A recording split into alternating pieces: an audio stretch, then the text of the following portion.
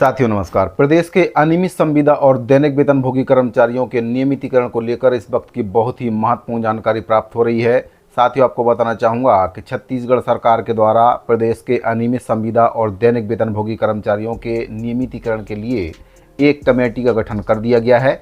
लेकिन अनियमित कर्मचारी संगठनों की ये लगातार सरकार से मांग थी कि आखिर कमेटी के लिए जो समय सीमा है वह सरकार के द्वारा निर्धारित क्यों नहीं की गई है कि कमेटी की जो रिपोर्ट है कब तक आएगी और कब तक कर्मचारियों का नियमितीकरण हो पाएगा।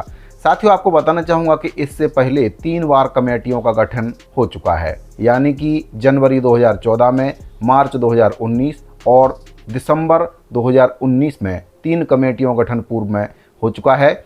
लेकिन तीनों ही कमेटियों की जो रिपोर्ट है आ नहीं पाई और कर्मचारियों का नियमितीकरण नहीं हो पाया, कर्मचारी वहीं के वहीं रह गए।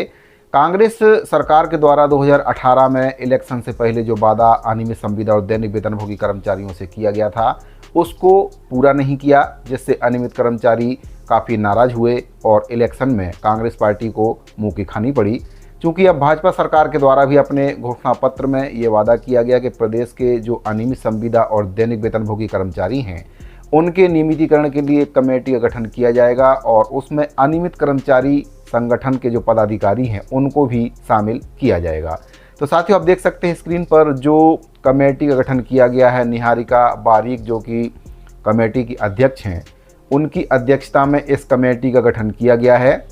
लेकिन यहाँ पर सबसे बड़ी बात ये थी कि कमेटियाँ तो पूर्व में भी गठित की गई हैं लेकिन उनका कोई परिणाम सामने नहीं आया। ऐसे में अनियमित कर्मचारी संगठनों की ये मांग थी कि आखिर भाजपा सरकार के द्वारा अनियमित संविदा और दैनिक वेतनभोगी कर्मचारी जो कि 10, 15, 20, 25 और भी कई वर्षों से लगातार विभागों में अपनी सेवाएं देते आ रहे हैं और सभी राजनीतिक पार्टियों से वे यही उम्मीद करते आ रहे हैं कि आज नहीं तो कल उनको कोई ना कोई सरकार नियमित करेगी। पूर्ववर्ती कांग्रेस सरकार के द्वारा भी अनियमित कर्मचारियों के साथ धोखा किया। घोषणा पत्र में बात शामिल करते हुए उनसे वादा किया था कि अगर कांग्रेस पार्टी की सरकार बनती है तो प्रदेश के अनियमित संविदा और दैनिक वेतनभोगी कर्मचारियों को रिक्त पदों में नियमितीकरण की कार्रवाई की जाएगी और किसी भी कर्मचारी की छंटनी नहीं की जाएगी। लेकिन सरकार के द्वारा अपना ये वादा अंत समय तक नहीं निभाया गया। अब भाजपा सरकार के द्वारा भी फिर से कर्मचारियों को साधने की कोशिश की गई है और जिस वजह से प्रदेश में एक बार फिर से भाजपा की सरकार पूर्ण बहुमत से और भारी बहुमत से सरकार बनी है। साथ ही आपको बताना चाहूँगा कि प्रदेश के जो अनियमित संविदा और दैनिक वेतनभोगी कर्मचारी हैं उनकी काफ़ी महत्वपूर्ण भूमिका भाजपा की सरकार बनाने में रही है, क्योंकि भाजपा के द्वारा अपने घोषणा पत्र में जो वादा किया गया है कमेटी बनाने का उसको तो पूरा कर दिया है, लेकिन अब नियमितीकरण कब होगा? तो इसका सवाल का जो जवाब है आपको आज मैं इस वीडियो के माध्यम से दूंगा। प्रदेश के जो अनियमित संविदा और दैनिक वेतनभोगी कर्मचारी हैं उनका नियमितीकरण कब होगा, यह सबसे बड़ा सवाल है। तो इसके संबंध में छत्तीसगढ़ बीजेपी प्रवक्ता का एक बहुत ही बड़ा बयान सामने आया है, जिसमें वे ये कहते हुए नजर आ रहे हैं कि कांग्रेस के द्वारा 5 साल में अनियमित कर्मचारियों का नियमितीकरण नहीं किया गया है, लेकिन बीजेपी सरकार 1 साल के अंदर अनियमित संविदा और दैनिक वेतनभोगी कर्मचारियों का नियमितीकरण करेंगे। तो उनके द्वारा क्या कुछ कहा गया है आप वीडियो में सुन सकते हैं। मुझे भी ये है जी कि 5 साल पहले 2018 का जो टूल किट था, सुन लीजिए टूल किट था जो 2018 का, इसमें भी शायद अनियमित कर्मचारियों को नियमित करने की बात थी।